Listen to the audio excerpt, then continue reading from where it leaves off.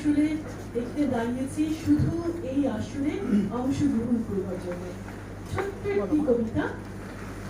এই গত সময়গুলো আমাদের যে যাত্রাটা, এই সময়ে থেকে শুরু করে এখন পর্যন্ত যা যা কবিতা পড়েছি, যেগুলো মনে হয়েছে সময় উপযোগী, তো এখন হিসাব করে দেখতে গেলে দেখি যে প্রেমের কবিতা পড়া ভুলে গেছে, প্রেম যেন কোথায় হারিয়ে গেছে।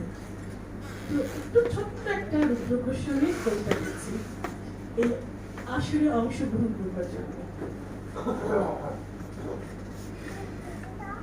এমনও তো হয় কারো চোখে জল গড়ালো আর তুমি ভেসে গেলে সমুদ্র।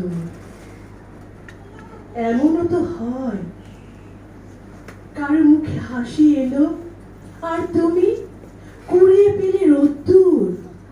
এমনও তো হয় কারো মুখে হাসি এলো আর তুমি কুড়িয়ে পেলে রোদ্দুর।